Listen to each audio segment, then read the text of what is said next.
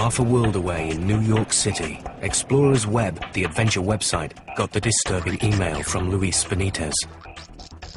Luis asked to remain anonymous. Then, without warning, shots rang out, over and over and over. The story just gets worse. From Tibetans I know here in camp, apparently 7 people, were shot and then shoved into a crevasse. People are dying attempting to reach for a better life. I was like, whoa, what is this? So I called Tom and I said, Tom, come and look at this. And he said, oh my God, this needs to be published immediately. When I pushed the publish button, I trembled. But then once again, I checked my heart and I said to myself, no, this is the right thing to do. And so we published it.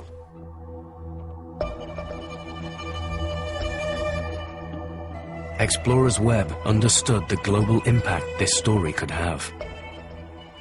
They immediately forwarded the email to Kate Saunders of the Washington-based International Campaign for Tibet.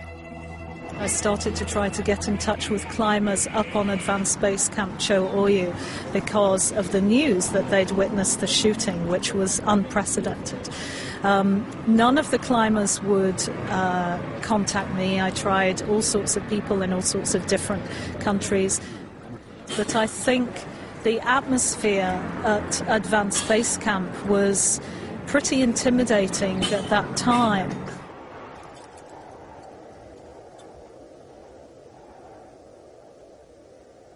Luis told his assistant, Paul, that he'd sent the story out. Paul was worried and decided to check the story with their base camp manager, Sherpa Ung Sering. The email said there'd been 7 shot and their bodies were thrown in a crevasse. And Sering say, we think maybe 2 people shot. And you say, 1 person definitely killed. The word goes that soldiers caught a group of Tibetans behind a hill, out of line of sight of Advanced Base Camp, and summarily executed them and shoved them into a crevasse. And because nobody could confirm it, it was never really pursued.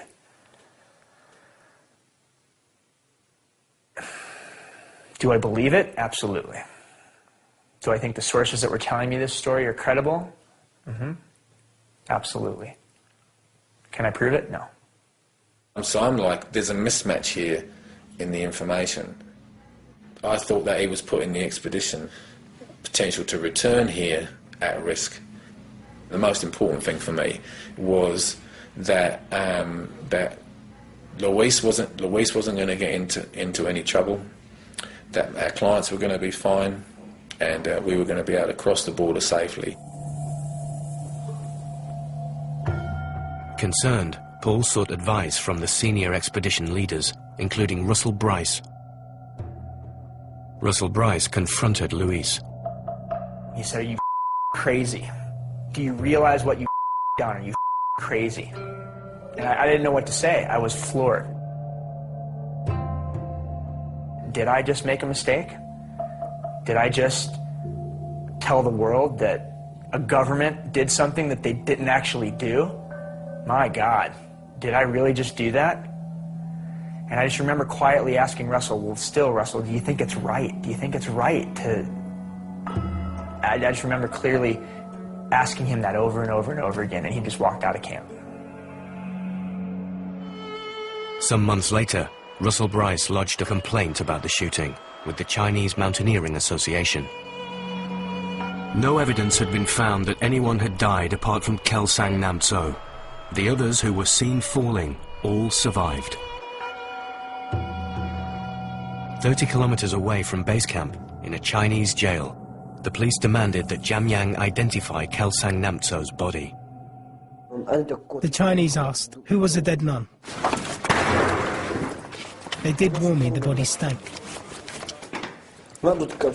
She was naked and covered with canvas. The interrogating officer pointed to the body and demanded to know, what is her name? Where is she from? How old is she? Tell us the names of all her friends. I just said, I don't know anything.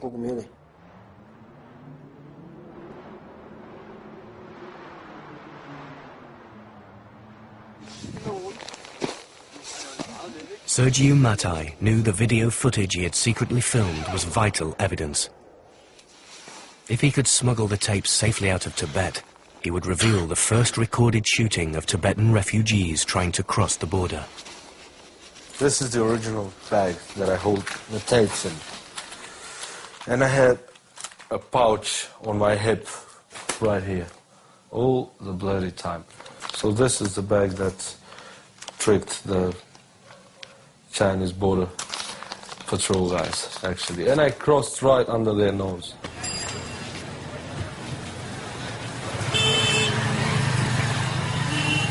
Of the refugees who set out, about 30 were taken prisoner and 41 escaped across the border to Nepal.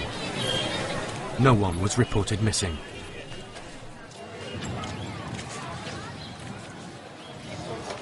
When Dolma arrived at the Kathmandu Refugee Reception Centre, she still didn't know her best friend was dead.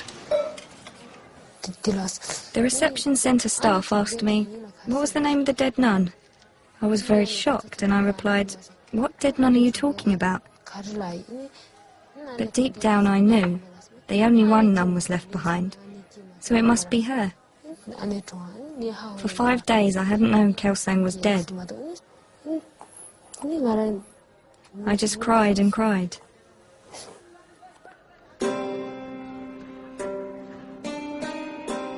Safe in exile, refugees are encouraged to unburden the trauma of their experiences through drawing.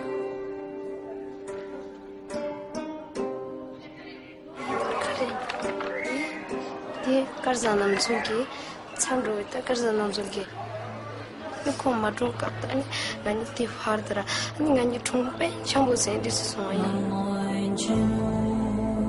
nga rumo tendi chude pai nyam do do bi sang na ko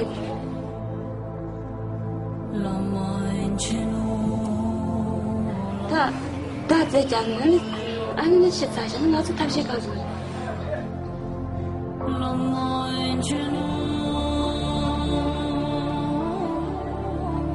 Santa Telete, Camise, Lo Kibdin, Lo Chingchu Peri.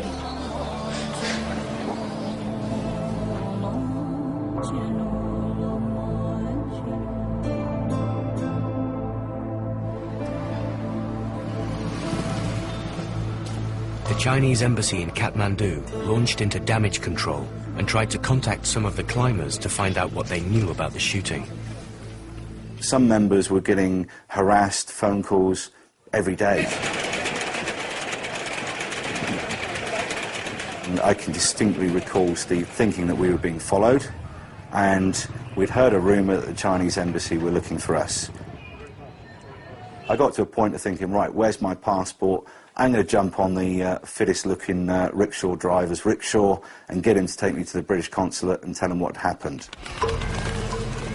Out of fear that the Chinese may also be looking for him, Luis Benitez checked in alone to an anonymous hotel. I remember I was sitting there watching the sunset and thinking I had no idea what I had just done.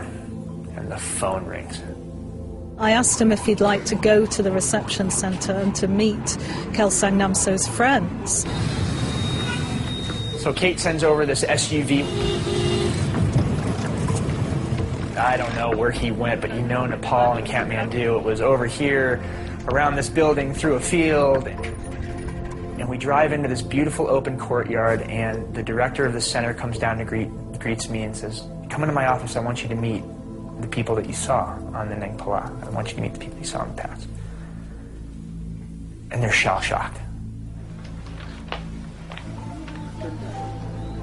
It's these group of kids that are sitting in a corner clinging to each other. And he points to Dolma, he says, this is the best friend of the 17-year-old nun that was murdered. I thought that it was a girl. I had no idea it was a nun. I didn't know she was 17, and Dolma couldn't even look at me. And I remember